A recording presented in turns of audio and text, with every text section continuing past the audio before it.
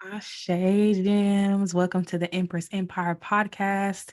I'm your host with the most, Ashanti, or the Sacred Empress, and I'm so excited about today's episode, you guys. We have a special guest, okay? We got a special guest. Woo! I need to get like the little sound effects on my phone so I can start doing sound effects. um, welcome. Feel free to introduce yourself. Let everybody know who you are, what you got going on, and whatever else we need to know about you. If you want to go off on a tangent and tell us about everything, I'm all ears. I'll see what I can do. Hi, everyone. My name is Kayla Rivers. I also go by Brooklyn Goddess K. I am a spiritualist. I am a spiritual Baptist, which is a form of Orisha worship in the island of Trinidad. I have been practicing tarot for 5 years now, and I currently run a metaphysical and beauty shop called The Goddess Way by Brooklyn Goddess K, where we mesh all beauty items with all of your metaphysical needs. So if you need a soap to help bring in that cash, or you need a bath to help wash away that X, we've crafted it for you. It smells delicious and it's all easy to use. I currently do channeled messages for the collective and all things like that, and personal readings with tarot and other forms of divination, which I love to do. And I'm a Gemini sun, Capricorn rising, and a Capricorn moon. Yeah, she's stealing my signs out here. She done stole my place. We found out we're almost birth Yes, chart twins. so similar. So similar. I love it. That's how y'all know today's episode is gonna be fire. We got to gonna bring the fire. We're gonna bring the power. We bringing it all. So I hope y'all are ready. Today's topic is being the magician, and I named it this because in tarot, the magician is the first card, not necessarily the first card, but it's number one. And I always look at one as self, the individual, so it's one of those things where we're all the magician. We all have the tools and resources and the power to make things happen in our own lives, but this day and age, it's not that easy to access and harness your power because we're either giving all of our time to other people or slaving away at a dead end job or stuck in a cycle that we don't want to be in. So we're all battling something. But Kay and I are here today to show y'all that you do not have to depend on anybody other than yourself when it comes to attracting and aligning with the things that you want and standing in your power and living and loving life because you are aligned with your reality and the reality that you want, the reality that you're manifesting. So I don't even know where to start, but Tay, I said Tay, what the Yes. hell? I'm thinking about somebody else that is special guest. Hey, what the hell? Hey, where do you want to go with this? Where do you want to? Rewind. So I'll build off of your tarot analogy because I also read tarot. And uh, for anyone who isn't familiar with tarot, there's a major storyline called the Major Arcana, and that's all cards from 0 to 22. And the Magician, which is the beautiful card because technically one is the first number, um, is it usually displays on the cards mastering all of the elements. And I think what gets lost a lot in today's society with mastering self, right, becoming our own magician, is that because we live in a society that benefits off of us having 9 to 5s, that benefits off of us selling our labor, right? Selling our time, selling our essence without us even realizing it, it detaches us from being in touch with a lot of those elements. And I think when we are naturally removed from the physical world, from the elements, so, right, we're only talking to people through social media, we're only talking to people when it's in involvement to getting or receiving something, we take away that natural flow state of ourself. And the magician, when you receive it in a reading, or if someone's doing a tarot reading for you, if it's not paired with certain other cards, it is often about you coming into a flow state and letting the elements work with each other, because we know that the opposite of water is fire and the opposite of air is earth, right? And it's because those two things are very similar, right? They're two sides of the same coin. And when you understand how they work with each other and how you have to find a balance between one, right? That's where we get the alchemy symbol lization on the magician card, because life is alchemy. We are alchemy. Our bodies possess all of those elements at once. Then we can start to make that shift to stepping into our power. So it first starts with us defining power. And because we have allowed social media to tell us what is power, right? What makes us feel seen? What should be used to validate our worth? I just tweeted earlier today, especially with all the topics that have been going on about, as we see, it's a big thing on dating and pulling into romantic partners and living a soft life and all of these things. And oh, I'm going to quit my 9 to 5. Oh, my 9 to 5 is everything. Your 9 to 5 can be everything, right? It all depends on what you define as power for self. So what makes you feel secure in yourself? What makes you feel confident in self? And how are you determining your self-worth? If you feel that, you find yourself determining your self-worth on material things, that is where you're giving your power. So when you first pinpoint how you're defining your power, where you're giving your power, and what are you using to determine your self-worth, because that's connected to sense of power, you then will find it easier to decide where you're going to put your time in and how you're going to use it into manifesting the reality that you Well said. Well want. said. Because a lot of people don't realize that where you put your attention to is where your power is going. Um, Mhm. Whereas people nowadays, like you just mentioned, like romantic relationships, a lot of people's attention is there. They think that that's all that there is to life is romance and love and all that. But love is everywhere. Love does not have to necessarily be something that you find, in a romantic Mhm. relationship. It can come in so Yeah. many different forms. It could be a butterfly just showing up out of nowhere. It's like it's Yeah. the little things. And I know for me, one of my biggest issues with power is that I had a negative idea of what power was. You see Mhm. power as abuse and, aggression and, instilling fear into people and things like that. So it's like power has become something that, you know, has a negative connotation to it. But once you take back your power, you get to redefine it for yourself. You get to decide, like, power doesn't have to look like this. It doesn't have to look like, my past. It doesn't have to look like my trauma. It doesn't have to look like Mhm. what I did yesterday. You like we have Mhm. we have nothing but room and space and time to change our minds. And I think that's one of the biggest things that, I've learned and I've always like passed on to people is that it's never too late to change your mind. You can always change your mind. If you made a decision, you're like, oh no, I don't know if I want to go through with that. You don't have to. So when Mhm. it comes to power, even with redefining it, start somewhere. And Yeah. if that's not where you want to be tomorrow, then you can change that.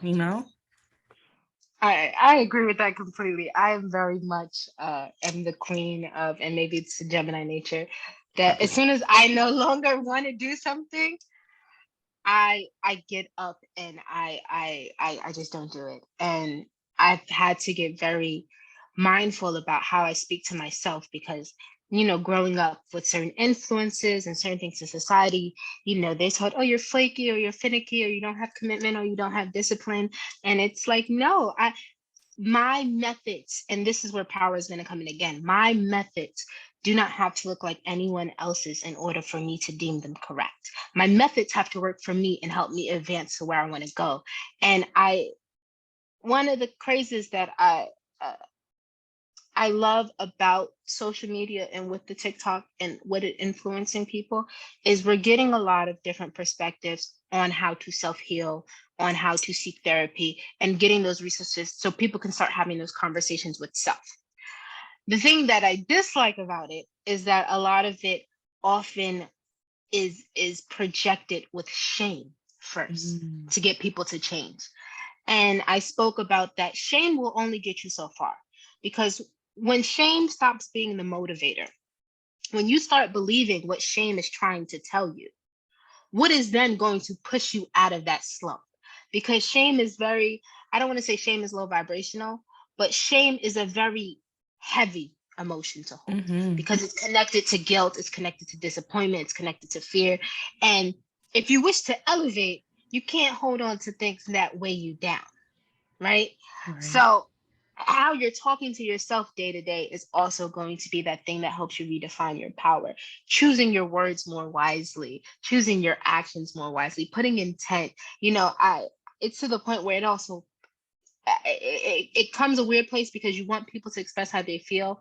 However, and you don't want to tell people how they should express how they feel. But when you start talking to certain people and you realize every single word that comes out of their mouth is a complaint about their life, they are Mm. taking away, right, the gratitude for the fact that they have a life to complain about.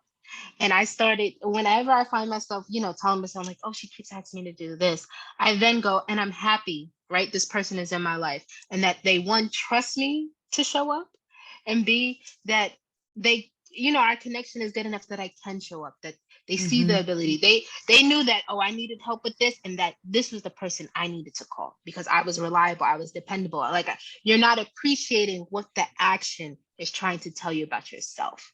And I mean, it differs when you come to unhealthy relationships, but in your most standard, regular connection with the self, if you express gratitude for the things that you feel are pulling away from your energy, you bring it back to you.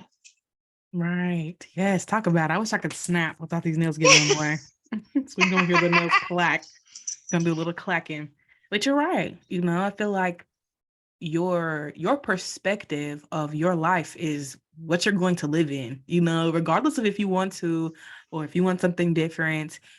If your mind is always set on my life sucks and this is terrible, I hate this, I don't like this, you're just going to be continue or you're going to continue to be sent these things that keep you in that space.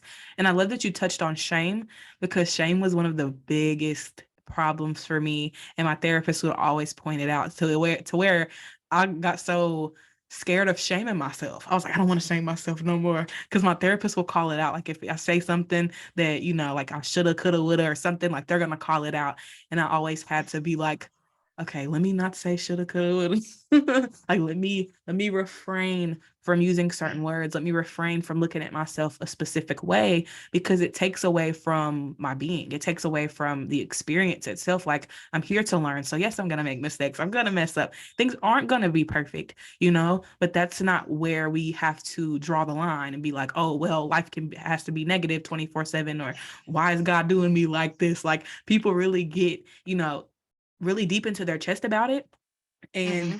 they don't want to see beyond a specific point because they're so comfortable there. It's the comfort. It's the, I'm used to shame. I'm used to this. So, why should I change now? But it's like, if you want change around you, then you got to change internally. It's all showing up outside of you for a reason, because there's something screaming on the inside, like, hello, like, you don't see me, like, I'm trying to get your attention.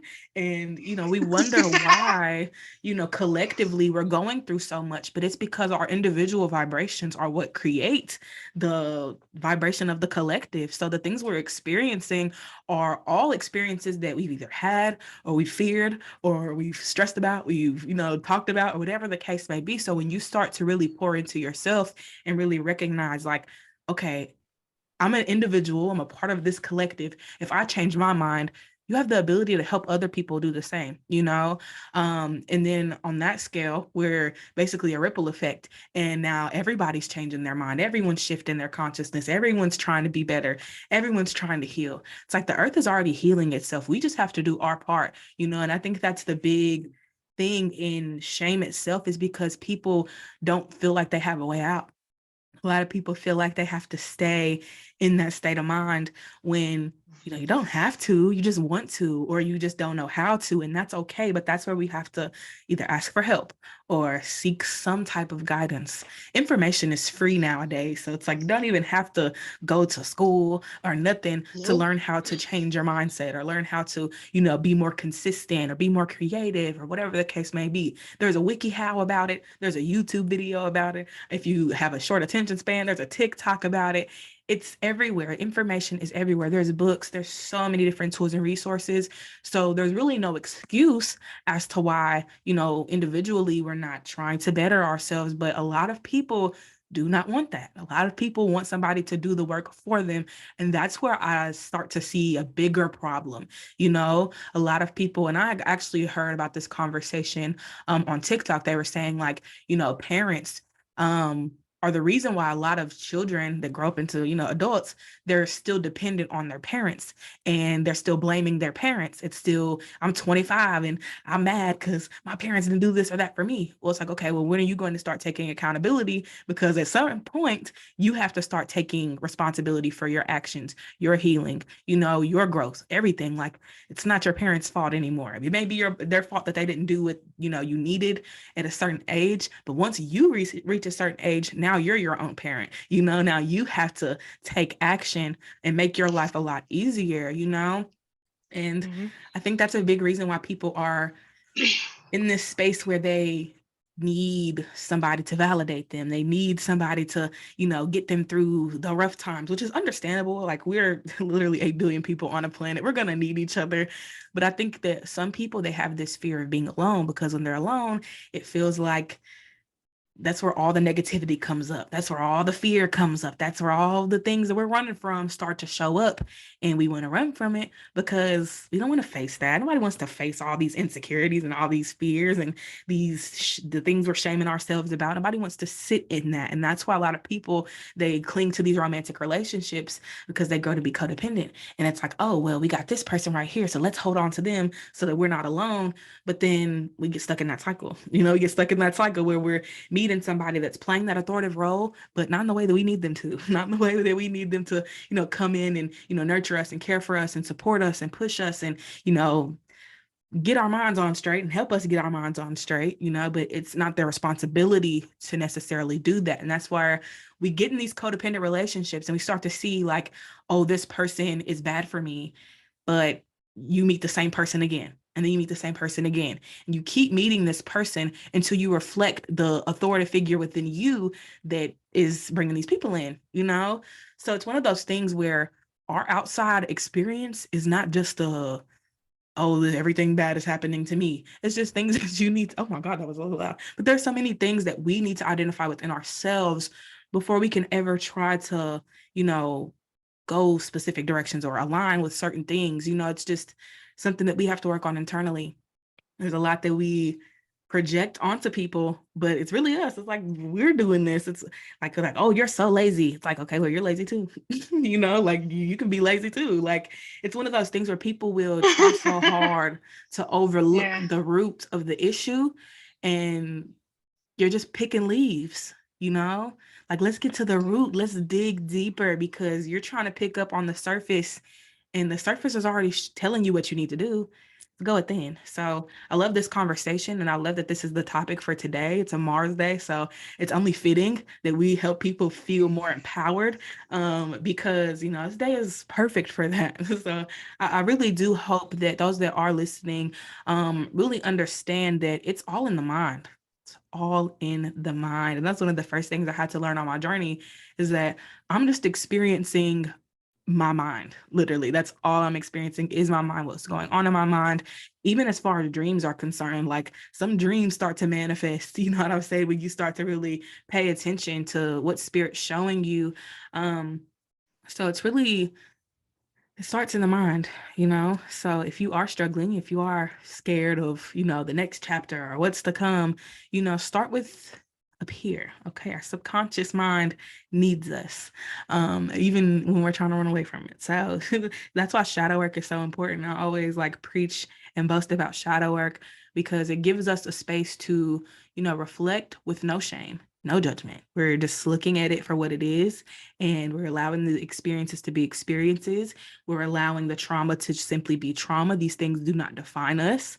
These are things that we went through. And I think that's another thing that a lot of people, feel like they can't be confident, or they can't be, in that space where they are aligning with everything that they want and desire, because we're identifying our issues and making it us. We're personifying these things when they are Mhm. just an addition to who we are. They are not what we are, what makes us who we are. So it's one of those things where you have to learn to start separating these things from yourself before you try to absorb and think like, oh, I'm my trauma. I deserve these things. You don't. You don't. You Yeah. do not.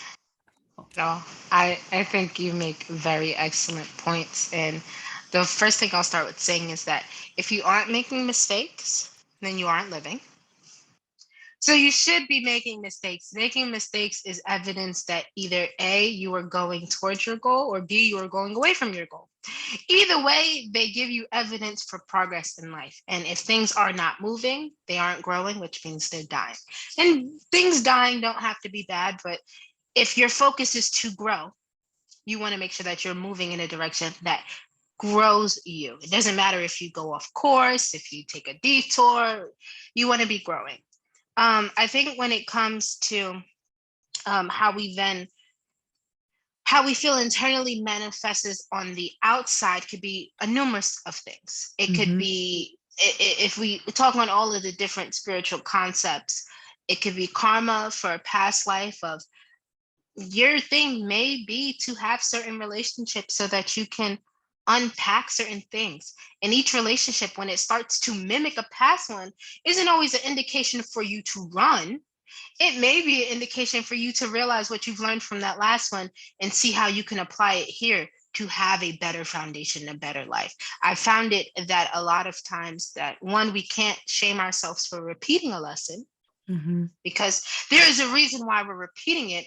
And two, repeating a lesson does not have to mean that we backtrack. It's a definition of progress. It's the universe coming back to say, okay, did you get the things that you needed the first time? Oh, you did it. All right, let's do it again. Did you get it's like your mom trying to make sure that you got all your stuff before you leave out for school. And it's like, I want you to be as prepared as possible so that when you're faced with this again, and you're having to deal with this again, you then, right, you're standing in your power knowing I can handle it. I know how to maneuver this. I know how to not let myself get wrapped up, because I can clearly see what role I play and how much I'm allowing this to become my reality, how much I'm giving my power away.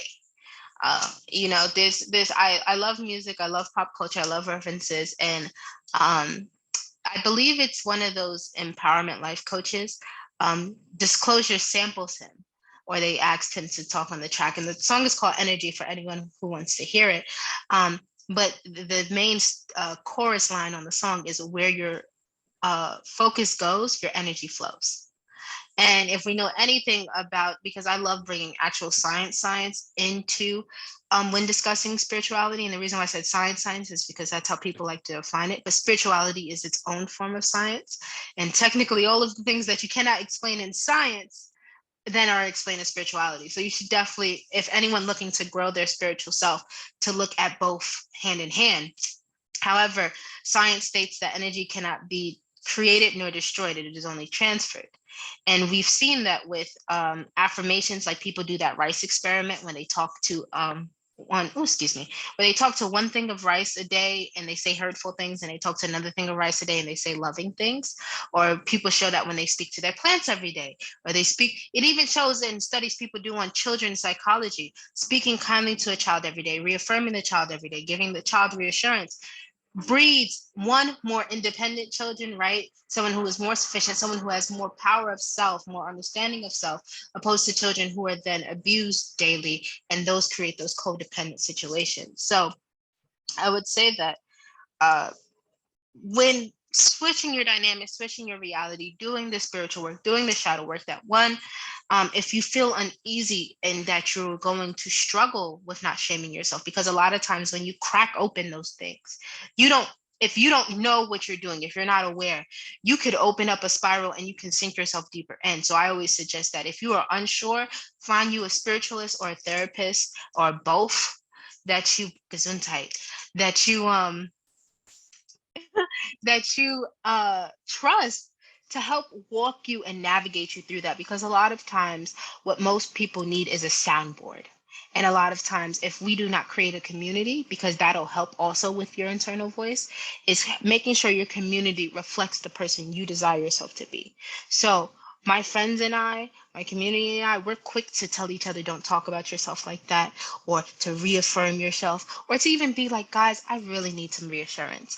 And you have to start just practicing it with one person. And if you feel like you don't have anyone around you, then you have to challenge yourself to just go out and find that. Whether it's on the internet, whether if it's in your community, if you want different, you have to try different. And it has to be in the small habits that you make. Most people fail not because they cannot do it. It is because they bite off more and expect more of themselves than they're allowing themselves to do. So if you're trying to grow money, you are not going to grow to $1 million in 3 days. I know that social media has you believing that you can do it, and you can. I don't want you to believe that you can't.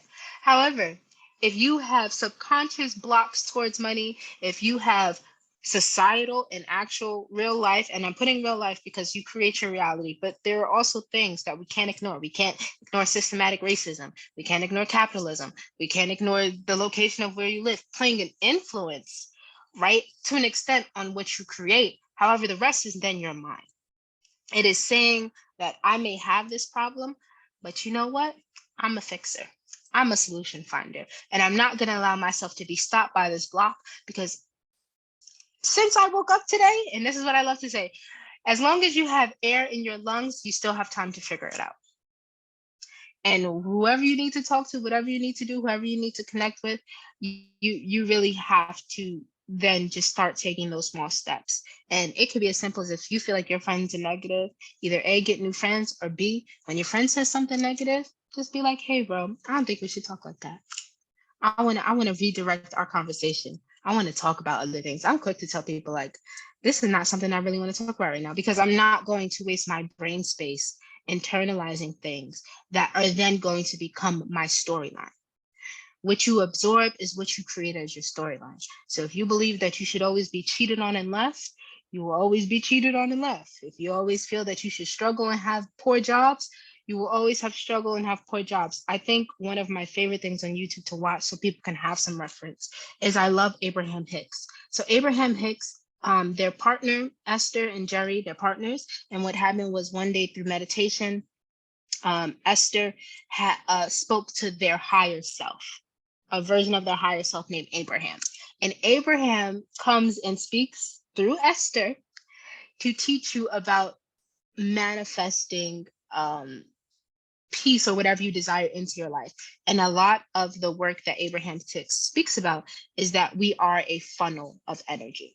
And as we are this funnel of energy, we open a vortex, right? And when our vortex is open, right, which is beautiful because it aligns with chakra work. But when our vortex is open, we call in the things that we desire. And when our vortex is closed, right, we repel the things that we desire. So a lot of it speaks about, one, training the mind. One exercise she speaks about is a list, or they speak about as a list. And they wrote that when you dislike something, write the name of it on the top, but write all of the benefits underneath it that you experience. So the example that they use in the video is that they hated that every time they went to speak a conference at this hotel, that the hotel never seemed to remember that they were coming, and they would have to wait for setup, and it would take time away. So Abraham came down to Esther and was like, Esther, you should sit and speak about all the things that you do enjoy about this place, because you don't want to change the place you're at, right? You like this place, you like to use it, but this one thing is ruining something that you enjoy. So let's shift the brain focus to the things that we're enjoying about this. And I feel, especially as we're on our journey, for those who are working jobs that they may not be in love with, or those who are living in situations that they may not be in love with, that are safe, right, but they may not be in love with, when you find yourself focusing or harboring on the things that are taking away the joy of life, right, or taking away the fact that you have life to change, shift the focus to the things that afford me. So if you feel like you're working at a job that you hate, well, I'm happy that my job affords me to pay for certain things that I need, right? I'm happy every time that I get a paycheck and I can buy the things I need or pay my bills. I'll be elated. I'll even be happier, and I'll be more grateful when I get a pay increase, when I'm able to use this. Or if you feel like, oh, I really want my business, but I have to get a job. Well, I'm grateful to have a business to run, and I'm grateful that I'll have a job that'll give me the freedom to run my business. When you really shift how you speak, and speak in present tense and past tense of the things you want, when you're doing law of attraction, law of assumption, or whatever method you decide to use, you benefit from, one, what I feel, assessing what your current reality is, so you can be present of what you wish to change or align to, and then focusing on what is benefiting you in this current situation. So I feel because most people talk about relationships, and I have done it myself. When I feel I'm in relationships that aren't benefiting me to my best, highest good, right? I then go, well, this is really good practice for when I have a partner that I feel is more energetically aligned with me. And right now, while I'm in this partnership or I'm in this relationship, whether it be with a friend or a romantic partner, I'm going to use this to help me grow so that I can show up better in other connections. So I very much I agree with that whole of we put ourselves in our own way. And the more that we focus on not being in our own way and realizing that, okay, maybe I am in my own way, which takes a lot of guts. So if you ever find yourself realizing that you are in your own way and you're unsure about how to move out of your own way, that is when you have to start working on your community outreach. That is when you have to start phoning a friend, phoning a person, someone that, the first rule of thumb is always ask for advice for someone who is living the life that you desire. If you feel like somebody is doing a really good job for themselves, say, hey, I really admire you and I wanted to know what are some things that you do day to day that really keep you empowered towards your goals. Because from whatever you're presenting to me, because you never know what someone's going on behind closed doors, but from whatever you're presenting, from what I'm seeing you post, from what I'm seeing you talk about, from how I'm seeing you live, I want to live like that. These are the things that I want to have. So I really want to know, what do you do day to day to keep you empowered? Because we all are going to have hardships. That is part of life. But your life doesn't have to be hard. The hardships don't have to ruin you. Like you said, they don't have to be, those are footnotes in your story. It's not your storyline. And, I feel that when crafting a spiritual practice is going to help define that. And if whether you believe in God, don't believe in God, having some form of prayer, um, if you pray to yourself, let's say you don't believe in God, you yourself, right? If you feel you are responsible for self, you're born, you're responsible for self, pray to self. Be like, self, I'm so happy for you taking care of me every day. And you'll see the way that your brain starts to rewire. When fear starts to arise, you won't fuel it. You'll tell it, I need you to be quiet. Because the brain is wired to protect. So if the brain has always told you that bad things are going to happen, you're always going to think bad things are going to happen. And you're going to walk into situations that bad things are going to happen. People always ask me all the time, why are you so confident to meet strangers or to go out by yourself late at night? And I was like, because I truly believe that bad things won't happen to me. I truly believe that I am protected. And how I reinforce that protection, I say my prayers every day. I wear my protection amulets. I wear my protection oils. I do things that reaffirm to me that protection is mine. And that is the faith. And that is where your spirituality comes in to manifesting your reality and stepping into your power is faith. You have to believe in some unseen force. And that can be science, where you believe that if I mix hydrogen with oxygen, I get water, right? Or if I believe if I pray to this statue 8 times a day, they're going to rain financial blessings down on me. It is all a focus of energy. And that is what faith is. It's focus energy towards the future. So. You don't speak. If you do not speak, Kay is preaching. Okay. I don't know if y'all picking up what she's putting down, but she's putting it down. Okay. She's putting it down. And I love it. I love it for real. Cause it's one of those things where, it's like, even with what you said, like if you're going to focus on, that one negative thing, you're taking away the beauty of all the other things that this thing is giving you, it's providing you with. And, it's like for me, for example, like my life or my upbringing or my parents, I can look at them and just think of all the negative things possible. But, without those things, I wouldn't be in the position I'm in right now. So it's like we can sit here and complain and wish this would have happened and wish that would have happened.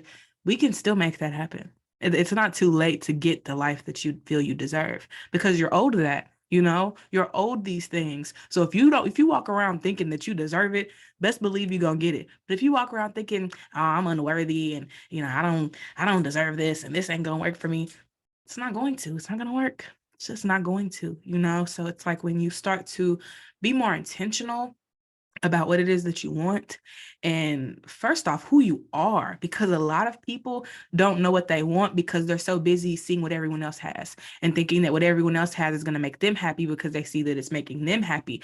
But what works for someone else isn't going to work for you all the time. Just because someone got $1 million car and they're cheesing in their photo doesn't mean that they didn't have to put the blood, sweat, and tears to get it. You know what I'm saying? They didn't have to go through hell and back to get it. So we look at pictures and we look at videos and we think that, oh, this looks so easy, but it's not that easy. It's not as easy as snap my fingers and I got a car, snap my fingers and I got this, I got that. We are on earth, okay? We are on earth. This is where we are learning. We're learning here. We're getting information here. We're expanding here. So we have to go through a process.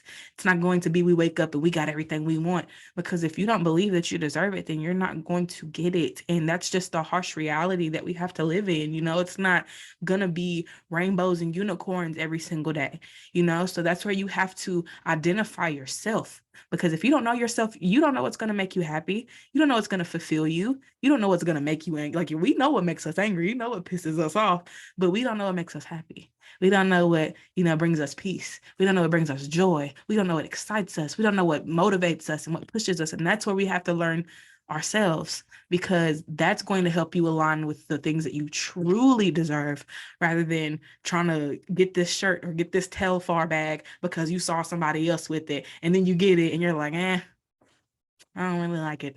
It's cool. Like, we see other people with things and we think that because they have it and they're happy and they're content, that we're going to feel the same way. So we have to stop trying to compare ourselves to other people too, because that is the thief of joy. It's going to take away our own happiness when we start to compare our lives to other people. Like for me, when I was growing up, I wanted to be a celebrity so bad. Like, y'all know how bad I wanted to be a celebrity. I was like, I'm going to be on Disney Channel. I'm going to be on Nickelodeon. I'm going to be here. I'm going to be there.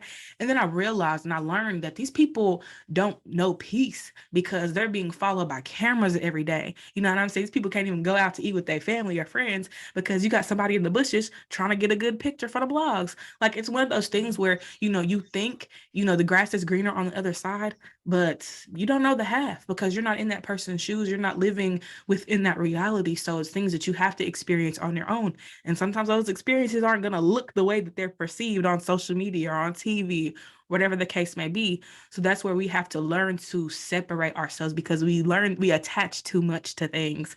And that's where we have to learn to draw a separation so that we're connected rather than attached. Because we don't want to be attached. We don't want to be stuck to all these different things, especially things that we don't even want ourselves. Like, people just want things just because we see how it makes other people feel, but then you get it and it don't feel the same, So find things that really make you happy, because I've come to the conclusion that, it's not money that I want.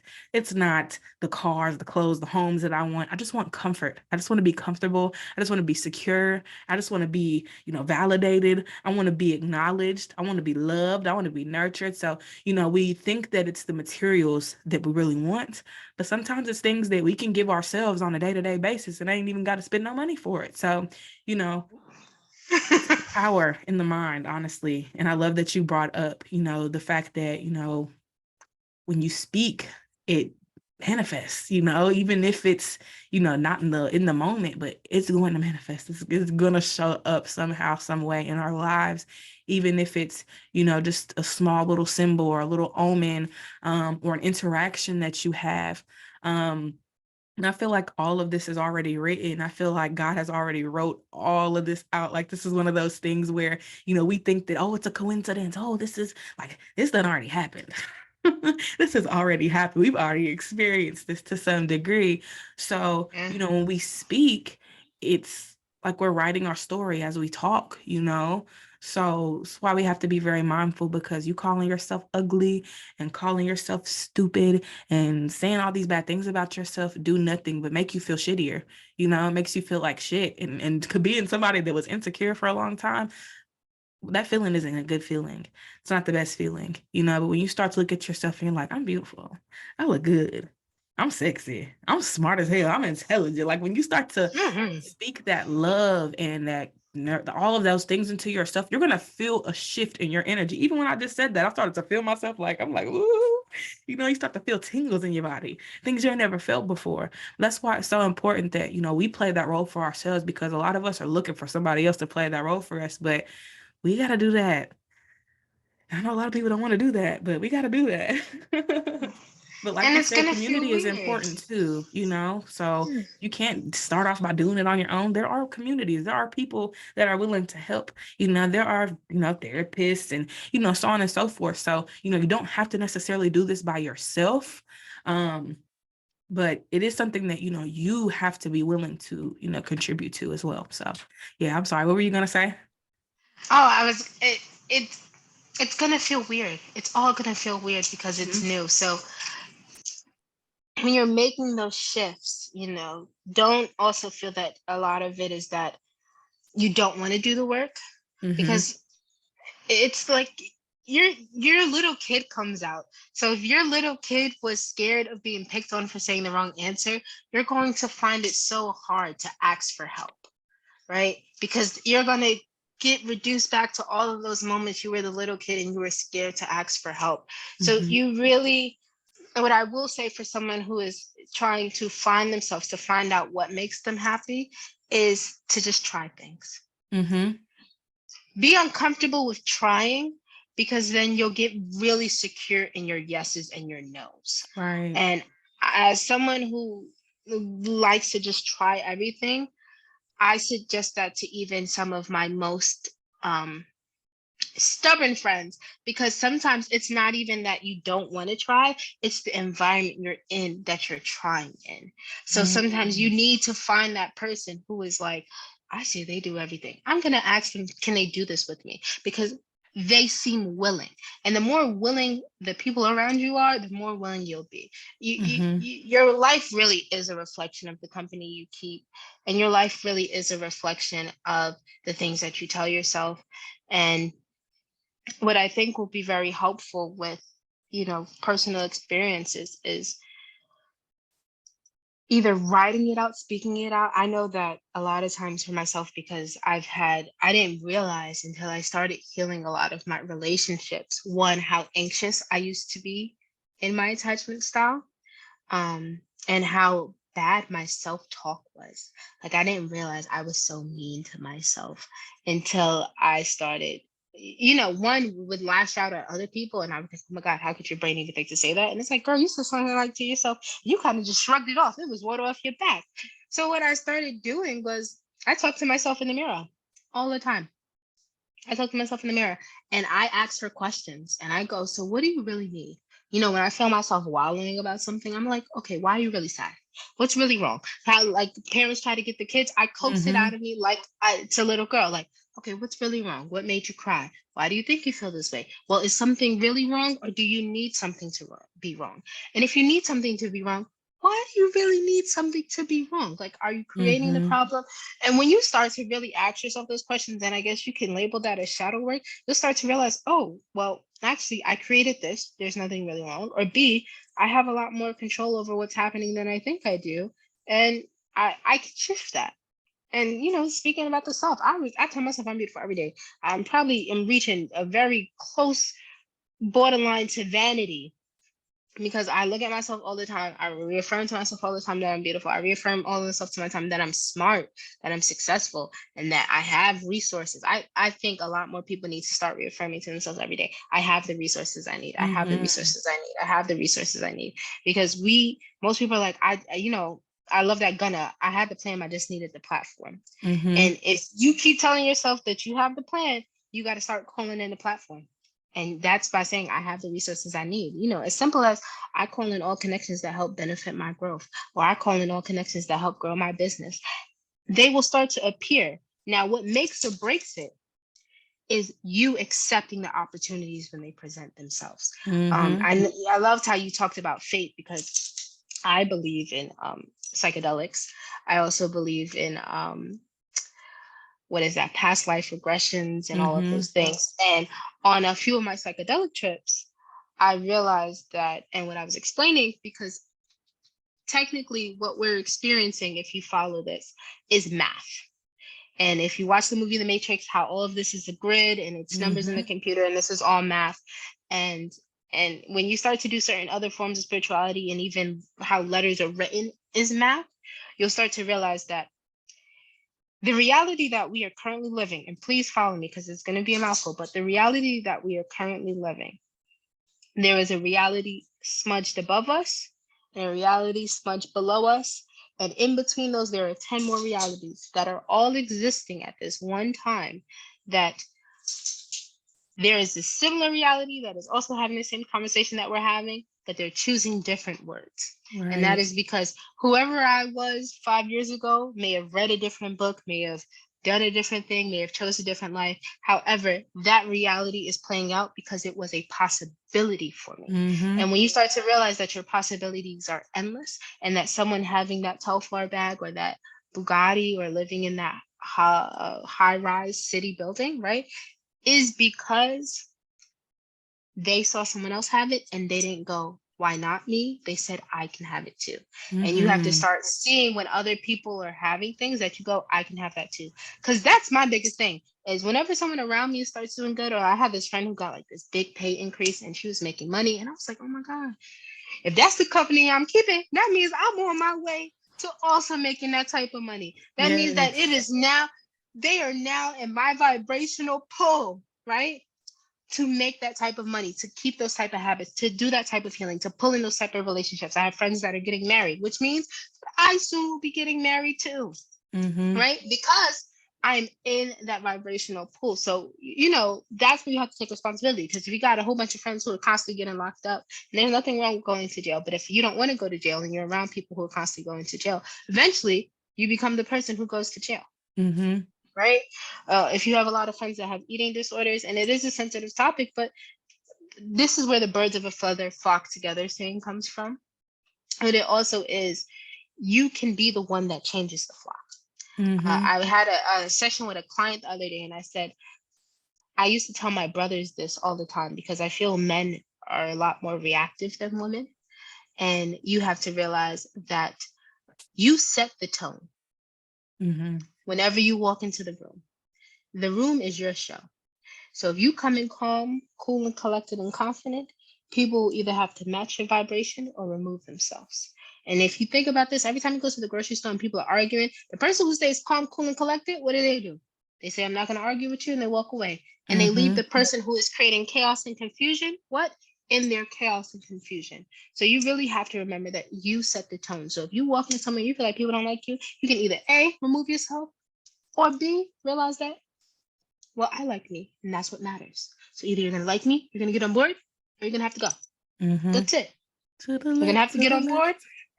Everything you own in a box to the left.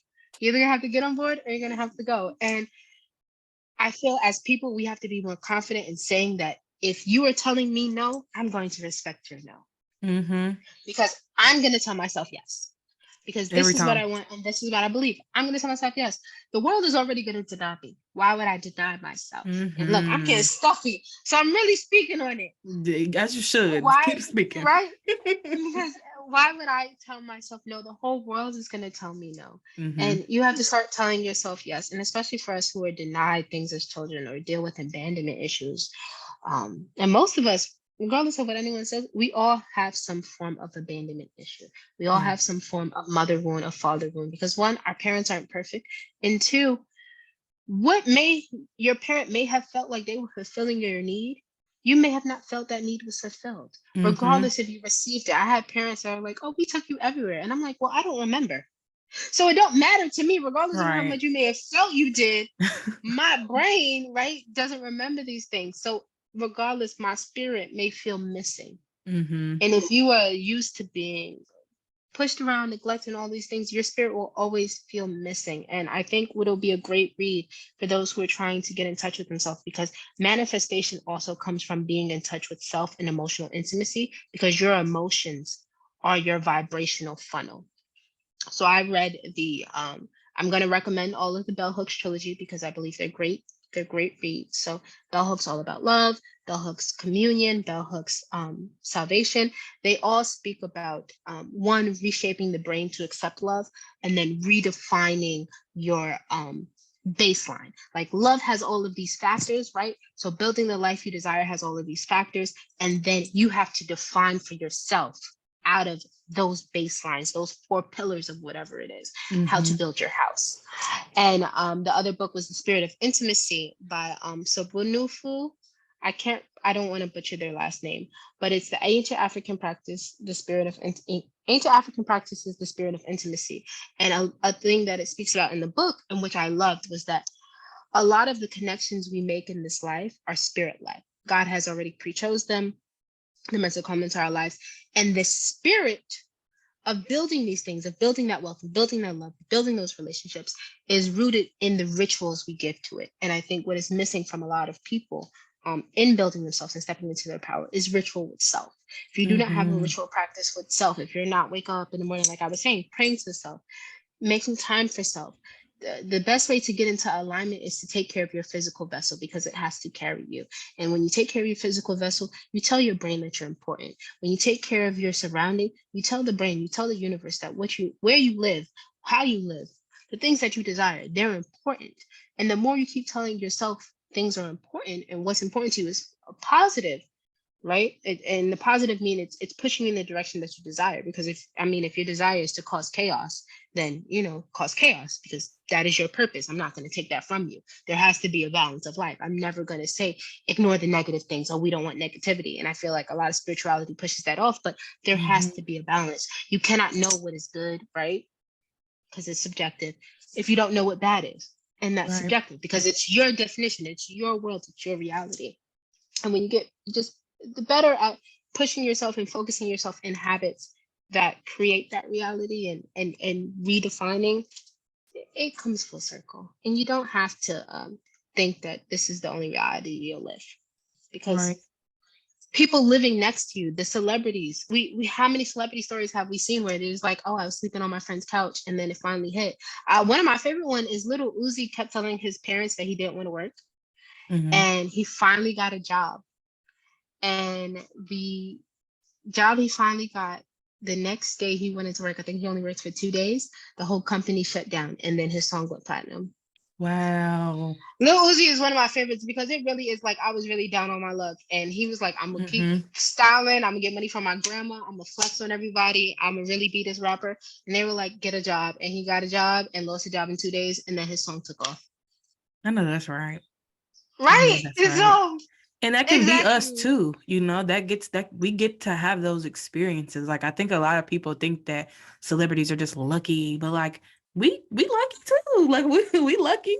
What you mean? Like, we don't just don't limit yourself. It's something that I've learned, and it's something that stuck with me, because if I place a cap on what I can do, then I'm also placing a cap on what God is providing me with, and the tools and resources that I'm getting, and the blessings that I'm receiving. So, it all is a mirror. Honestly, the way that you are perceiving yourself is going to be reflected right back to you through something. So, it's one of those things where if you're limiting yourself, it makes it very hard to excel in certain areas, or, even aligning with your path and doing what, you want to do for yourself. So it's like, you're limitless. You are literally chosen to be here. You're chosen to have this experience. So what makes you think that you can get the experience that you came here for?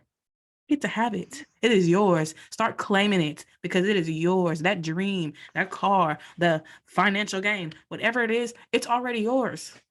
You are deserving of it. You are an abundant being. And it always hurts my feelings when people are like, oh, I can't get this, I can't get that. And I just be like, oh, they don't know. They just don't know. They just do not know.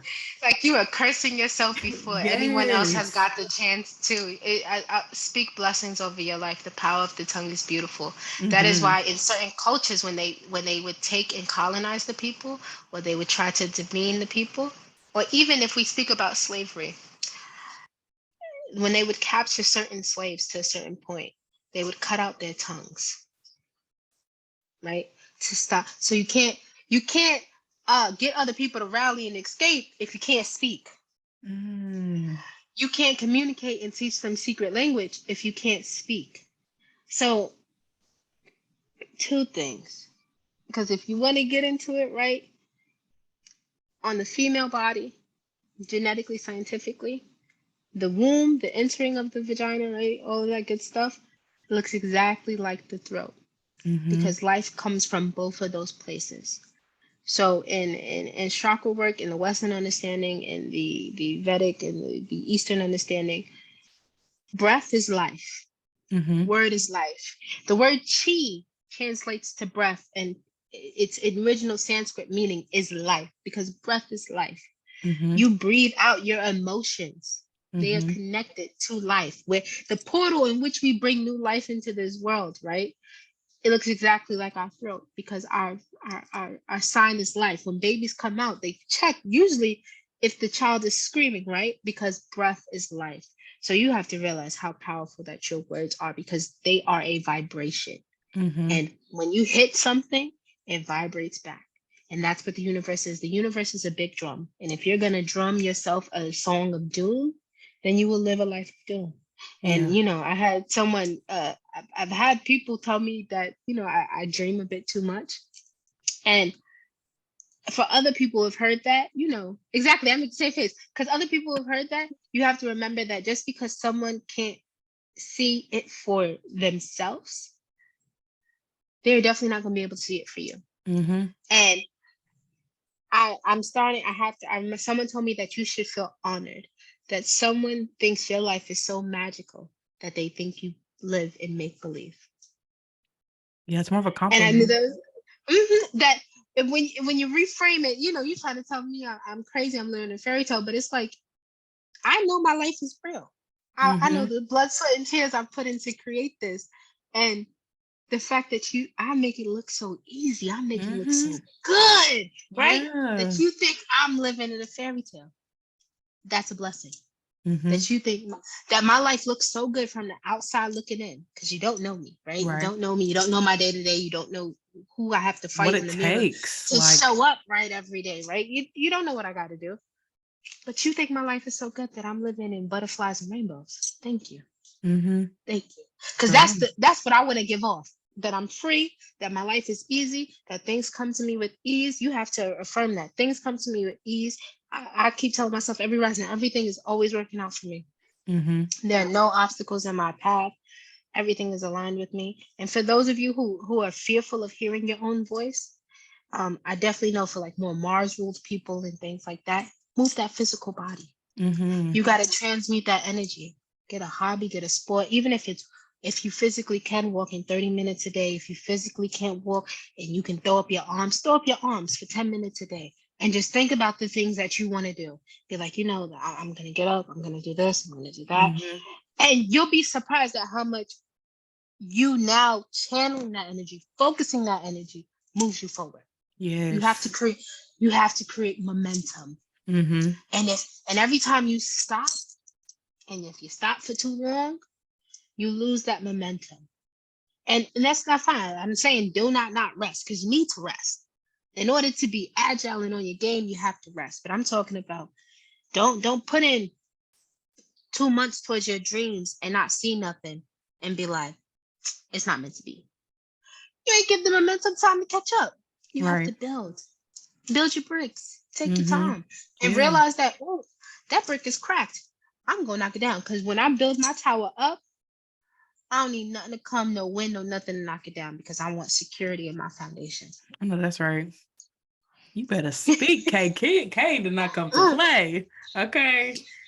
K did not come to play. I'm calling you Key, K, Tay, all types of names. At this point, I guess there's names in the other realities. Yeah, at that point. Might just be. But yeah, something I learned too is that, well, not necessarily learn. I'm sure we all learn this, but we're majority water. So with water, when you're speaking into your water bottle, I would Mm-hmm. recommend doing this. I'm abundant. All these other things. Speak it into your water. When you're speaking, you're talking to the water within yourself. And ooh, intense. It's very intense when you Which is think a about it vibration. because yeah, it's wild because it's like, you sit here and you talk so down on yourself, and then these situations are coming back to you to show you like this is what you said you are. So this is your experience. This is what you have to experience because of your belief system. This is what you believe you deserve. So here you go. And then you're like, oh, everything happens to me. This. We continue to get stuck in that loop of that. And if that's not what you want, all it takes is a simple thought, a change in the right direction. Simply saying, I don't want to live like this anymore. This doesn't make me feel good. I'm not happy here. I want something different. I need change. I need something that, is going to push me out of this space or whatever, because the moment you speak it, you get to live it. It may not be the next day, it may not be the second after, but you're going to live it.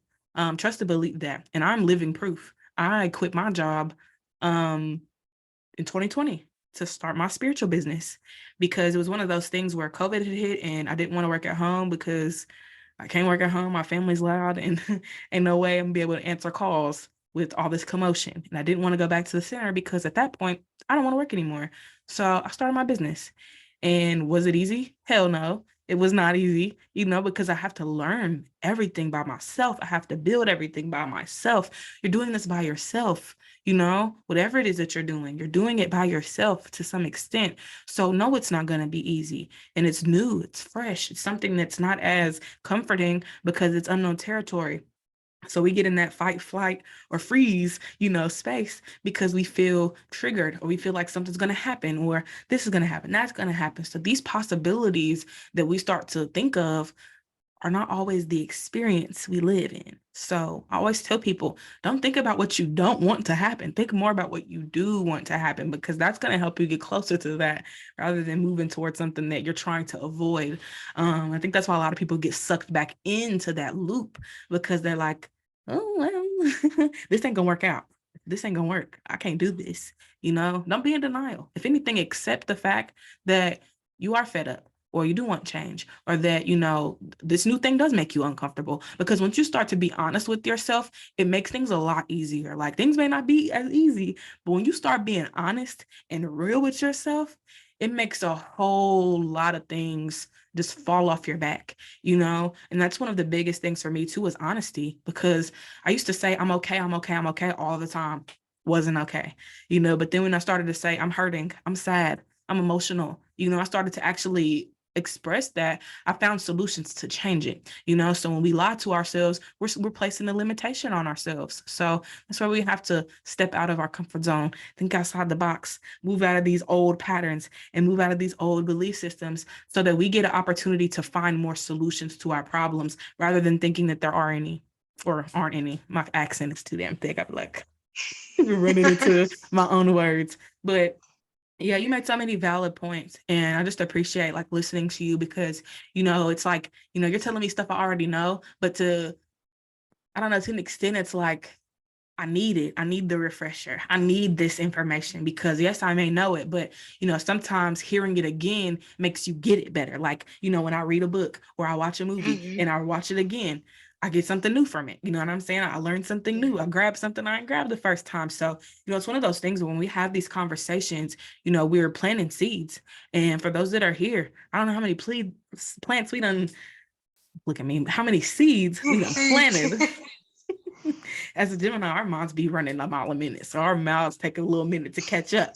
But I don't know how many seeds we've planted, but I know for a fact that Kay has planted plenty of seeds in my mind, and I'm gonna take it and I'm going to apply it to my life, because there was a time where I was getting the information and I wasn't applying it. They say that knowledge is power, but applied knowledge is wisdom. So we want to be in a space where we're applying the information that we have, rather than just sitting on it and wondering when something's gonna come. Sometimes you already know what to do. Sometimes you already know what to do. It just takes you to do it. Take that first step. And the first step is just declaring, I'm going to do this. You don't just go out and do it like the Fool card. We're sitting there and we're contemplating, like, okay, do we go this way? Do we go that way? But even the Fool, they made their way to that place. So it's really up to them to decide, okay, how do we go from here? What do we do? Do we go back? Do we move forward? Do we go to the side a little bit? Do we stay still and reflect and decide what we're gonna do? Like, there's so many different things that we can do when we're in that moment. But like I said, it's up to you. It's your decision, it's your choice, it's your life. You're responsible for how your life plays out. So if you, oh Lord, but if you are in that position where it's your last days and you look back on your life and you're like, that was not it. This is not what I wanted. The way I live my life does not make me happy. We have these regrets about not taking ourselves serious. We don't want to be in that position. We don't want to be on our deathbed regretting every single thing we've done or everything we've said or how we chose to live our lives. And that was one of the things that really struck with me last week, and really this whole entire month. Like, you think it'd be something that would come through Scorpio season, but this was something that, this whole entire month I was, reflecting a lot on death, the concept of death, because someone out here in my apartments had died in the apartment. They were left here for 2 weeks, like their body was left in a tub for 2 weeks, and nobody knew. And they had the smell and everything was bad. And like they went to check and found the girl dead in her dad's apartment. Her dad's gone. Don't know where the dad's at. So it was one of those things where it happened here, so it sat with me. And I was like, what does this mean for me? Like, what is God trying to tell me? What message is God trying to deliver to me right now? And it was one of those things where I'm researching death. I'm trying to, learn as much about death as possible, because it wasn't that I was dying physically, but mentally, spiritually, emotionally, I am dying. The old me is no longer exists. And it was something that, really struck out to me because, I had to release a lot of things recently. And as I was releasing these things, I realized that a part of me was attached to those things. So I'm thinking, oh, I done lost this part of myself. I don't have this part of myself no more. But I gained a new part of myself. I gained a new version of myself. So, tomorrow we are talking about death and rebirth. So if you guys do want to, get more insight on that, or, just join the conversation, I definitely would suggest checking out that link and signing up for that, because I do feel like it's going to be one of those topics that, we all need, because we're all going to die. And I think that's one of the things that, like, people are so, like, scared of. People are scared to die. People are afraid of death. At some point, I was afraid to die, and I still have those, like, senses where I'm like, ooh, what if I die today? What if I die tomorrow? Like, I'll just be thinking about it. But, we're always dying. We're always dying. Like, I had learned when we go to sleep, or nine. So it's just all symbolic, it's not necessarily the end all be all when you die. It's just a transition. You're moving to a new space. You're either elevating or you're, doing something else. I don't know. But, it's one of those things where, for me, even having to reflect on death for so long last this month, I was just like, am I about to die? Like, I was like, am I about to die? Or something, like, is it like God trying to tell me is death near? Like, I don't know, like, what's going on? And, it wasn't that death was near, it's that it's already happened and I've already died and basically rebirthed myself, because, I've poured into myself, I filled myself back up. And when I had to let those things go and I had to let those people go, I let them go because they don't align with the person that I'm becoming. They don't align with the person that I'm going to be. So I had to make those necessary changes for me. And sometimes it's hard to do that. Sometimes it's hard to be like, I don't want this in my life anymore, because you grow with it and you learn with it and you experience things with it and you grow attached. And it's hard to be like, I don't want this anymore. I want to do something different, or I want to try, a different approach. It's hard. It's not easy to just disconnect from people that you love, but you can't be around them anymore because they're just not in alignment, or their mindset just does not match yours, or they don't have, something that stuck with me. E.T., the hip hop preacher, said this, and his name's Eric Thomas, for anybody that, wants the real name. But he said something along the lines of, um, if they are not within, like, the vision that you see for yourself, you don't need to be around them. If they're not emitting the energy that you either want to have or already have, or whatever the case may be, then you do not need to be around them. You don't need to be around people that, are doing the things that you don't want to do with your life, or being around people that, are not looking to grow or better themselves, because they're going to bring you down right with them. So that's where you have to decide, to not only be your own person, but recognize what you're aligning yourself with and who you're connecting with, who you're communicating with, who are you, expressing these dreams and visions to, you know what I'm saying? Because a lot of people will listen to you say, oh, I want to be this or that. And they're like, no, you don't. No, you don't. You don't deserve that. You don't really want that for yourself. People will do their best to make sure we don't get what we want. So that is why we have to make sure we know what we want and we stand 10 toes on that. That's why I love when you had mentioned saying yes to yourself, because when you're denied your whole life, you think that, okay, well, this is it. This is what it is. This is what it's gonna be. But you change that narrative and everybody's answering to you. You know what I'm saying? It's one of those things where you shift so many different things in your life. So, start saying yes to yourself. And I love that you said that because it hits different when you are in that position now where you are saying yes to yourself and you are doing the inner work and, loving on yourself. And even with rituals too, I started getting up at 333 because that's my like lucky number. So I set an alarm for that time and I get up and I take my shower because my shower is like what I see as my altar. I'll talk to my spirit guides, my ancestors, and I make those connections and I'm like, I'm grateful for today. I'm grateful for this life and all of those things. And then I come out feeling renewed. Like anytime I'm going through something, I go get in the shower. I don't know what it is. I guess it's just my personal connection with water. But water for me is everything. And I've been able to make a connection with that element. So I definitely would say too, find your element, find your element. It could be air, it could be water, it could be the earth, it could be fire, whatever your element is, work on that element and you can continue to add on to that as you please, but start with that one because that one is going it's going to do you justice for sure. It's always the one thing. And there's a book, I can't remember the name. I don't know if I have it over here. It might be in my drawer. But there's a book called The One Thing. And I was reading it and, it talks a lot about how we think we're we think we're able to multitask and we believe that we're able to juggle all these different things when in all actuality, we're doing nothing but making ourselves miserable and we're falling into this imbalance. And it's important to start with one thing at a time. Like they were talking about how Apple has the one thing, which was the MacBooks.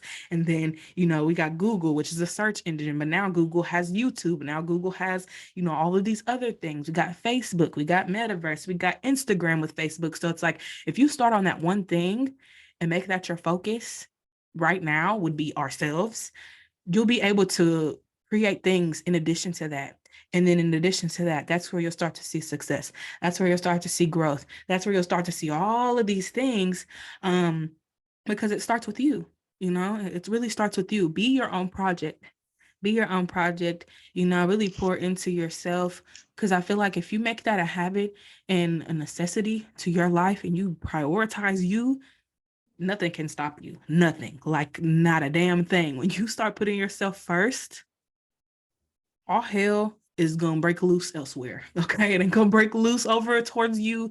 It's gonna be all around. You're gonna see other people starting to show their true colors. You're gonna see everything around you is going to shift in so many different ways. And when you do put yourself first, you're going to do nothing but thank yourself for that, because it's like that's all you needed. That's all you felt you were depleted of. It was your own love, your own compassion, your own, faith. Like it's you that you need right now. You need you, and I think that we don't realize that because, it does take a village, but at the same time, you have to want that village and you have to know that you need the village. So that's why your relationship with yourself is the most important one because you get to identify what you need, what you don't need, what you like, what you don't like, and that's when, how you had mentioned experimenting. And I love that for me and everyone because it's like, if you only stay within a box, you're only going to know what's within it. When you move outside of it and see all these different things, you get to see the variety. And the more you try and the more you learn and the more you grow, you will align with things that you do like and you do enjoy, rather than trying to stay away from, everything. You only get sucked into that one little spot where you're like, okay, well, this is all we're doing. This is repetitive. This is getting boring. Whereas you switch it up and you do different things. You go to the yoga, today, and then you go to boxing class tomorrow. You'll decide, maybe I like both of these. Maybe I'll make that a part of my routine. Maybe I'll just add this into my life now. Now I'm gonna go to the strip club. You know what I'm saying? Like you can try so many different things. And something that I've learned is that, we live in a world of abundance. We are abundant beings. So what's to say that this world isn't abundant right with it? Earth provides us with water.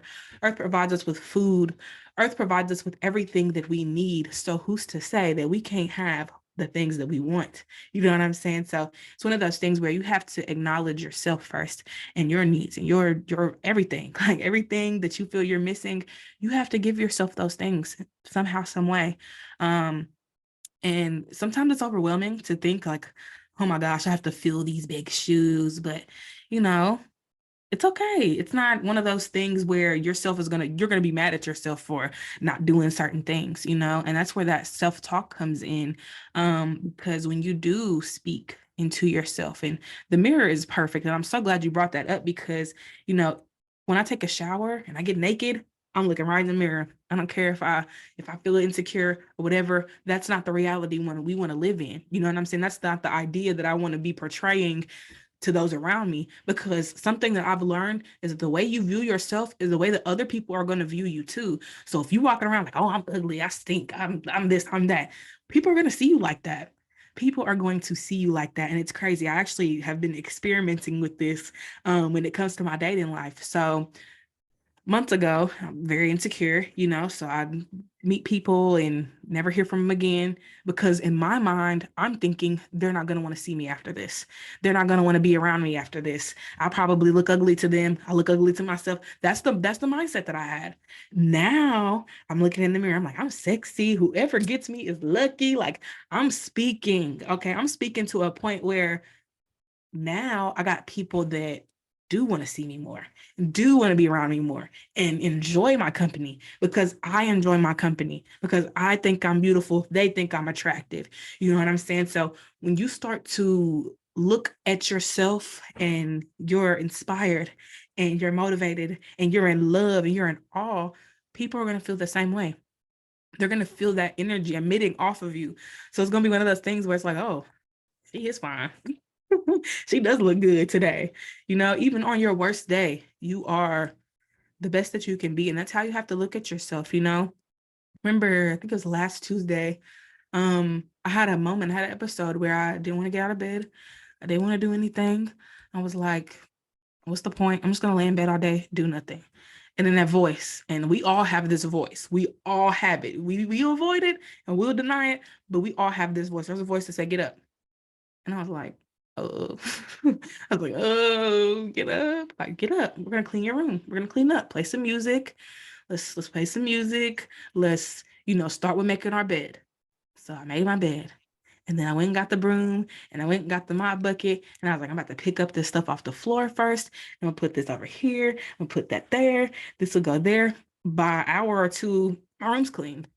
And now the energy shifted. And I don't feel that way anymore because now I'm more energized. Now I'm pumped. Now I'm ready to take on the day. You know what I'm saying? So when you are in those spaces, those low spaces, which we will all get there, I don't care how much manifesting and inner work I'm doing, there are still going to be days where I'm not feeling my best. There's still going to be days where, you know, I don't want to live anymore or whatever the case may be, because there's levels to the shit. You know, it's not going to always be peaches and cream.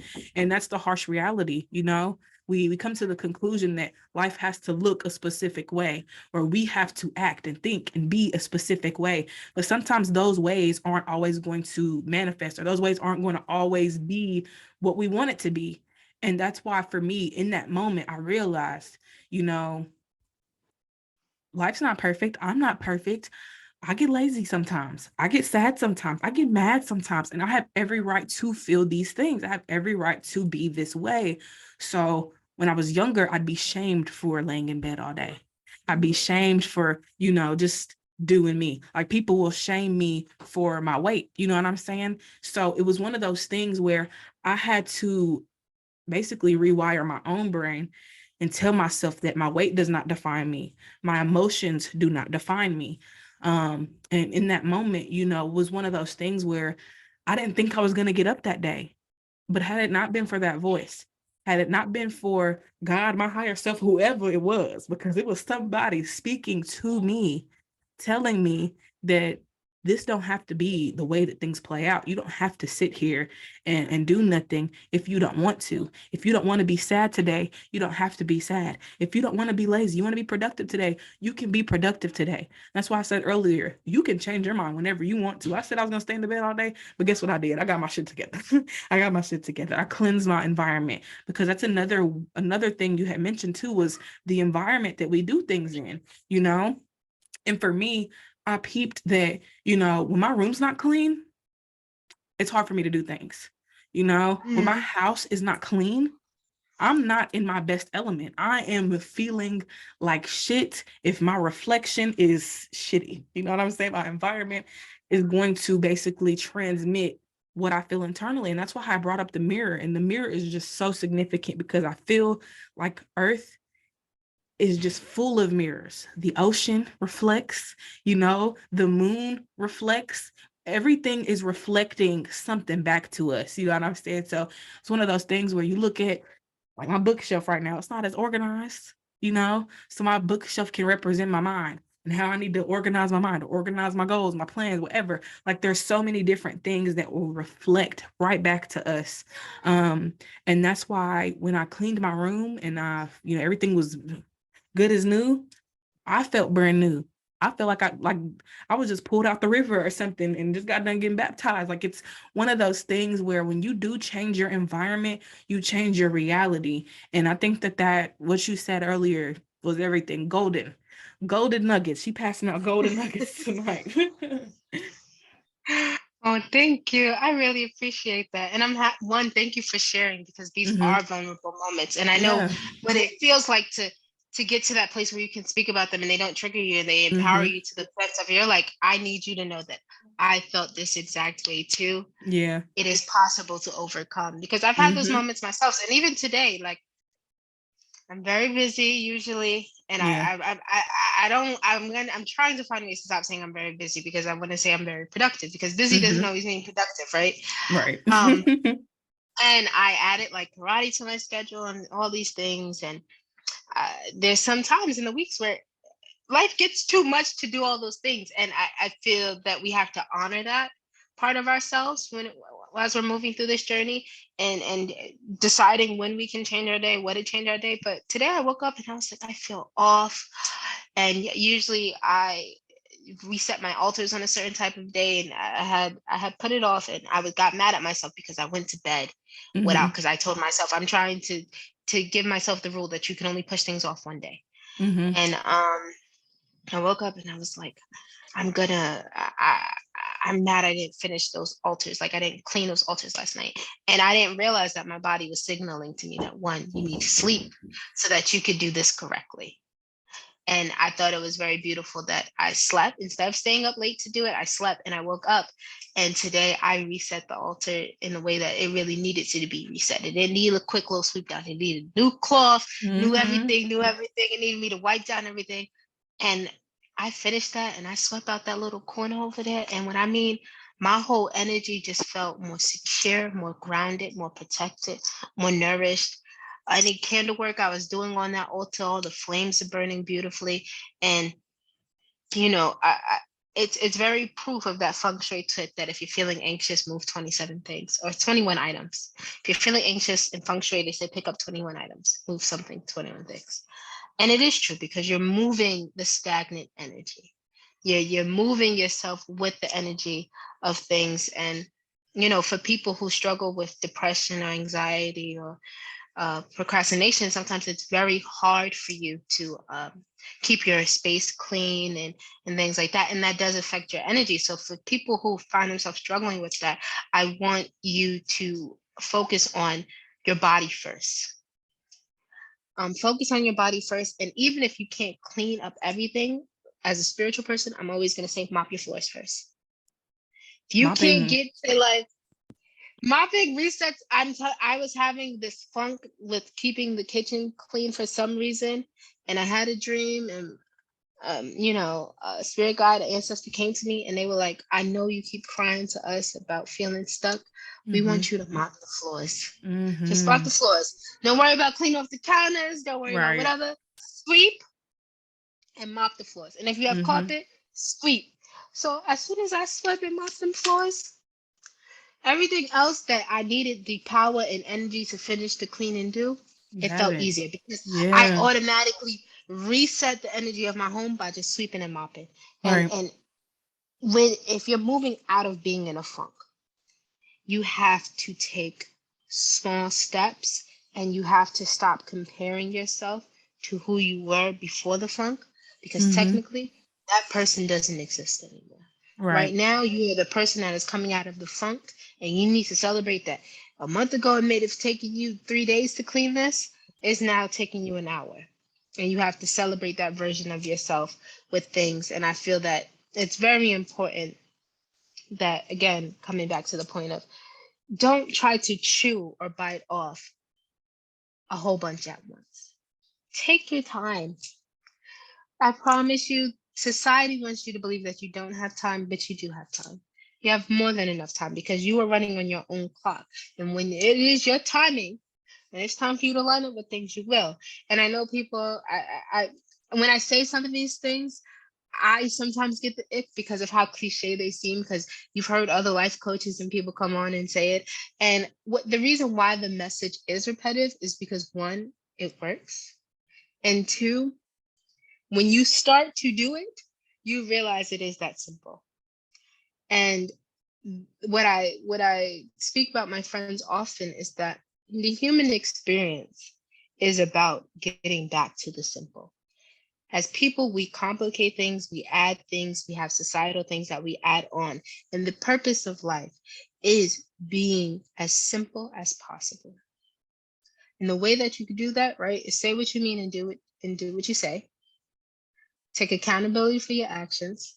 Express forgiveness to yourself and others. You don't need it, but it's nice because it makes your heart lighter.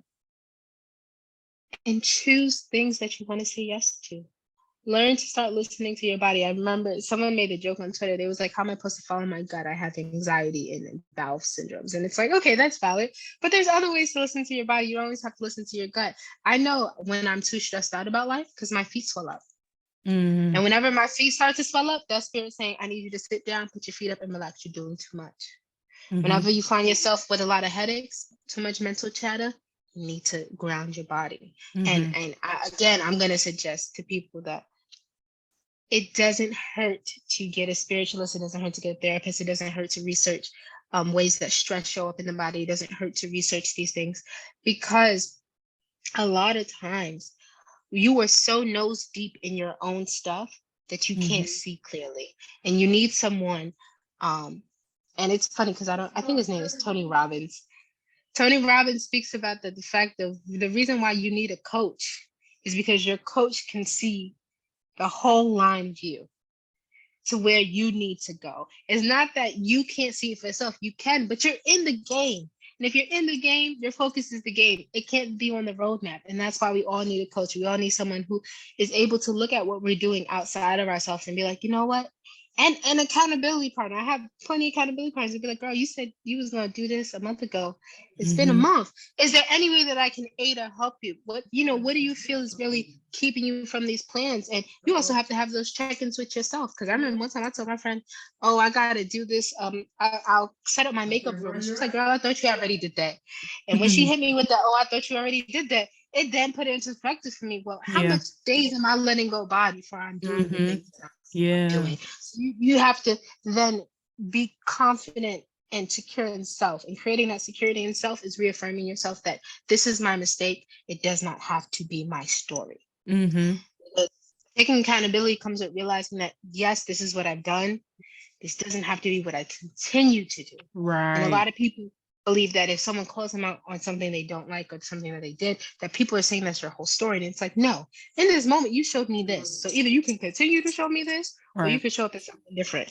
And it's going to take you a long time before you, and I don't want to say it's going to take you a long time, because it can and it cannot. However, that accountability of self, once you start to embrace it, no matter how uncomfortable it feels, you'll progress forward a lot faster. You'll realize that you're not sitting in a lot of funk, or you're not sitting in a lot of disgruntledness or stagnancy or obstacles in your path, because you're taking accountability for, then maybe that wasn't my best move, but now I know. And now I can try different. Or, when you find yourself always in certain relationships, that's where you'd be like, maybe the choices I'm making aren't the best. What are they trying to teach me about myself? And if I am comfortable here, why? I've gotten really good at asking myself why. When I feel like, especially when I found myself like, oh, they're not treating me how I want, so then why are you engaging with them? What are you feeling? What need are you feeling? Because obviously, when we show up in places whether we feel attached, codependent, or whatever, there is a need that is the body is saying that it needs to be filled. And when you ask yourself, what need is that feeling? I then ask myself, okay, is there a healthier outlet we can fill that need with? Mm-hmm. So if you find yourself obsessing about connection, what in your spirit is asking you to connect to? Because a lot of times, bless you, Thank you. is we think it's a person that we need that connection. And yes, it Mm-hmm. can be people. Finding connection to people is valid. And stop letting social media and people who are fearful of dealing with hurt to tell you that, oh, I have to be myself. Oh, I can't want connection. Oh, Right. you're clean connection. Humans were designed to connect. We Exactly. connect from birth. We release chemicals to commit to each other, to create Mm-hmm. monogamous bonds, to create connections. The human body is designed for connection. But when you find yourself, and not but, however, when you find yourself seeking connection to the point where you are bordering on desperation, it means one, you are telling the universe that you do not deserve connection, right? Because you're always telling yourself you're without it. So, of course, the universe is going to keep reminding you of every moment that you're without it. But two, you are neglecting self because you are your first connection. Mm-hmm. Whenever some people, oh, I'm so lonely. Okay, but did you count yourself? Right. I And had wrote a post a long time ago. You go home crying into a pillow, oh, why didn't they choose me? Why didn't they choose me? You have to then come up and stop crying and be, why didn't I choose myself? mm-hmm. Because it doesn't matter if other people don't choose you if you choose yourself. Right. And it hurts. I'm not saying don't, because it hurts. We It want to be does. chosen. I think people keep thinking, well, if I feel shame or I feel hurt from wanting that validation, then I'm not healed. No, you are Mm-hmm. healed. Right. Validation and reassurance from people outside of ourselves is simple human connection, and it's simple a want and a need that deserves to be fulfilled. You can't keep telling yourself that your wants and your needs aren't deserving of being fulfilled and then expecting other people to fulfill them, because you don't even deserve, yourself don't even deserve the worthy of being fulfilled. So why would someone else come and do the job if you don't believe that it's worthy of being done? You know, Fact. It's oh, a you fact. fine. I'm like, why y'all keep knocking on my door? Like it's locked for a reason. If I wanted y'all to come in, I would have unlocked my door. It's But yes, I'm like, but I hope she don't think these facial expressions are for her because everybody's knocking and I'm like, no. I'm tapping into this. no, I love Um, that though. I love that. That's why I wanted to, cultivate these special guests because I feel like, the more we speak, the more we express our truths, the more we talk about these things, the more we're helping the next person. Because who's to say that these 7 people aren't going to go out and tell 7 other people, and then those 7 people are going to tell other 7 people, and this message isn't just staying here, mhm. So it's one of those things where it's like I love it. And I'm so grateful that you even decided to be a part of it because this conversation is sending me through the atmosphere damn near. I might as well go back to my home planet because I just feel like, you know, I feel reaffirmed. You know what I'm saying? I feel like I'm on the right track because this is stuff that I'm practicing. I'm doing this daily. I've been working on it for years and I've reached a place where I'm solidified within myself. I don't need anybody to validate me. I don't need anybody to tell me I'm beautiful. I don't need anybody to tell me I'm funny, even though people will say it and people will express it. I don't need that. I may like it, I may enjoy it, I may want it, but it is not a necessity to my life. It's not a necessity to how I choose to wake up every morning and love myself. So when you had said, choosing yourself and stuff like that, it made me think about a tweet that I had made where I said, I love you, but I love me more, because we get in these relationships and we meet these people or we do these things that we love, but then it's taxing. It's taking away our energy. It's taking away our self-worth. It's taking away from our morals, etc. And you have to tell yourself, is this exchange worth it? Is this an exchange that is worth my time? Is this an exchange that is worth my energy? The energy that I'm putting back, am I getting it back somehow? It may not be the same way, but if I'm giving this person my time and my attention, are they giving me what I need? Because these relationships that we get in, we don't know what we want. So we're in these relationships just wanting that comfort and just wanting to be around somebody, but what do you need from a connection? Do you need somebody to listen to you? Do you need somebody to rub your back? Do you need somebody to just be a friend and support you? What do you need? Because if you cannot identify those needs, you're just going to be getting a little bit of everything, or getting a lot of the things that you don't want. So that's why I always advise people to be specific, because you could say all day, I want a boyfriend. Okay, well, here's a man. Here's a man with 20 kids and no job and no nothing. Got a whole criminal record. Be specific, because the universe, one thing I've learned is that what you say, you're going to get it. So if you say, I want a man that loves me unconditionally and supports me and, doesn't overlook my flaws, but embraces them, well, you're going to get just that. But if you're just like, oh, well, I just want some sex. Well, you're just going to get sex. So be specific, because a lot of the things we say we want are things we don't even want. We just want what comes with it, or we want the idea of it or whatever. So when you're specific, best believe that you're going to get everything that's coming to you. I actually have a manifesting journal for my money, like an abundant journal or whatever. I remember I manifested $16,000 in that journal, specifically wrote it down. And months later, I ended up getting that in my tax returns. So it's one of those things where if you're not specific, how can God bless you the way that you want to be blessed? How can you receive the things you want to receive if you don't even know what you want? The That is why universe you're needs to know that you have a plan. come on. Like, if you don't have a relationship with yourself, it's hard to figure out what you actually want. It's hard to figure out what, like I said earlier, makes you feel good. So if you are in this position where God's like, okay, what do you want? You're like, oh, I don't know. Well, it's time to think about it. It's time to really sit with yourself and think about what you want, because God's asking us every day. Every day, God is asking us, what do you want? How do you want to live? Because tomorrow ain't going to be like yesterday. You know what I'm saying? Yesterday ain't going to be like last month. Everything is constantly changing based off of your perspective, based off of your words. You're choosing this life every single day. It is a choice that you make. So when you tell yourself, oh, I just want a job that pays good. Well, now you got a job that pays good, but you're doing something that you don't even like doing. So when you're specific and you're down to the detail, like for me, for example, everything that I need is going to come from my business. My business is going to provide me with my home. My business is going to provide me with the car. My business is going to provide me with financial stability, generational wealth. When I speak that, God's like, got it. Got it. Say no more.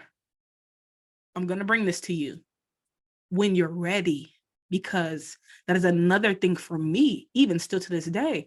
Every day I'm like, I'm a millionaire, I'm a millionaire, I'm a millionaire. Am I mad that I ain't got $1 million yet? Hell no, because I know that it's coming.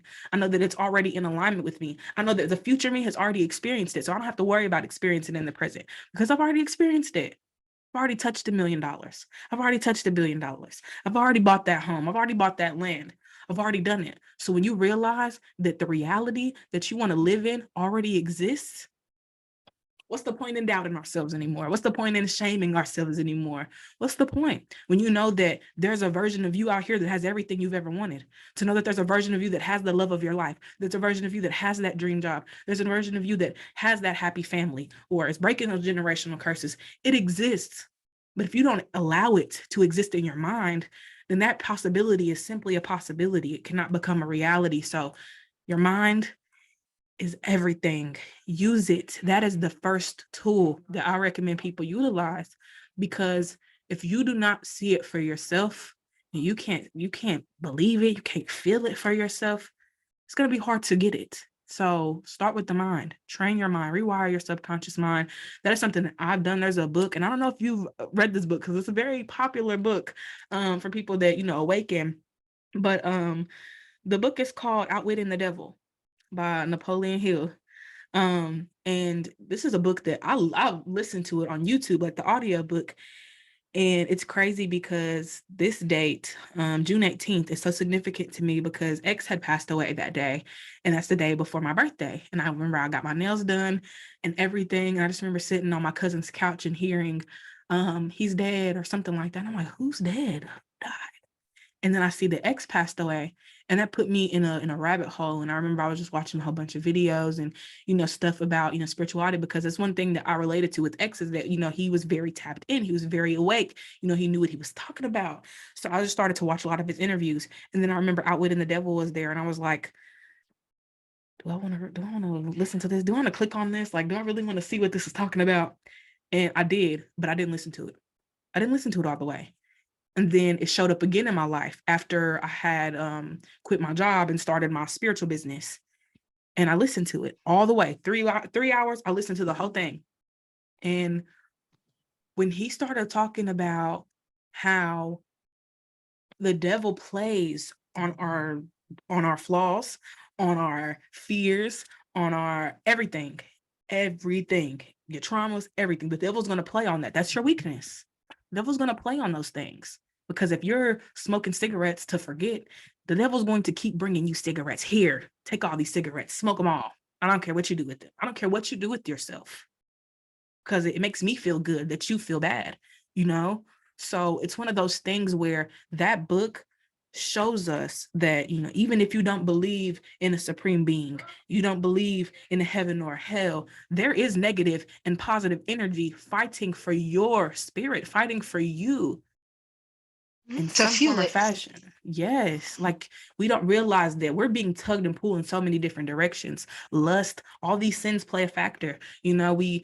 Some of us have addictions. Some of us have, things that we're craving that aren't good for us. So it's one of those things where, when you start to get lost in what's not good for you, it's hard to receive what is. So when I listened to that audiobook, it just shifted my perspective, and he touched so many great points. And I would definitely recommend it to anybody that needs a shift in their perspective, because that book is going to do it. It's going to do it. You're going to be like, oh shit, you're going to realize how much you've sabotaged yourself, how much you allowed your good energy and your abundance to go to waste. Now that, like we said, you don't want to shame yourself necessarily, but you do want to look at it and be like, this is what it is. It's what it is. We're going to learn from it. We're going to grow from it, but we're not going to keep repeating it. We're not going to keep allowing ourselves to, settle for less when we are worth so much more. Kayla, thank you so much again. This was great. I really, really enjoyed this conversation, and I hope we can do it again. I don't know when you're free again, but I'd love to have you on again another time, somehow, some way. I'm sure we can continue building on this conversation in itself, because it's endless. There's so many different things that we could provide people with, and there's so many tools and resources out there, first of all. So please utilize them. Utilize the tools and resources you have, the tools and resources around you. I am a tool and resource. Kayla is a tool and resource. We are all tools and resources to some extent. There may be something that y'all know that y'all could be sharing with us that we probably didn't know. So when we start to be vocal, when we start to speak and have these conversations, we don't know who we're helping, but we're helping people. We're showing people that there is a different way. There's a different approach to life. So thank you so much again. We're going to wrap this up. But do you have any final words? Tell people where they can find you and what you got going on. Yes. Well, everyone, on Instagram, you can find me at Brooklyn Goddess K, and you can find me at the same way on Twitter, where I do more of my active posting. And all of that will have the information for the Goddess Way by Brooklyn Goddess K, which is my metaphysical shop. And, I have some protection services for Archangel Michael that I'll be having for the month of October. We'll be doing protection work all for October and the rest of September this last week. That is the big focus, especially as we're heading into seasonal depression season and spooky season and all those things. So I really feel that a lot of people are getting more involved in spirituality. So we need to start with the basics, and that protection work is a must. So, kind of follow me, join the conversation. And thank you Yes. so much. Thank I've you. had so much fun. I did too. This was great. I'm like, we need to do this. Okay, we got to run this back another time for sure. So I'll definitely keep in touch and let you know when I'm free, because I have so many other people that I'm gonna be bringing on for the next few weeks. Yes. So whenever I'm free again, I'm gonna check in with you, see what you do, and see what you want to talk Yes. about or what we can do, and go from there. Spiritually put it on my heart to network with people, because I can make so much happen by myself, but I can make a whole lot more happen with those around me. So I do appreciate you, and I appreciate everybody that tuned in. Y'all can listen to this on Spotify, Apple Podcasts, but say Apple Music, Apple Podcasts, and then whatever you listen to for podcasts. Or you can check me out on YouTube. This will be under my Divine Brujita name. So I will share that with you guys on social media, so you guys can check it out however y'all feel called doing that. Thank you again, Kay. I appreciate you. I love you guys so much. Don't forget to hydrate, meditate, and I will see y'all next time. Peace.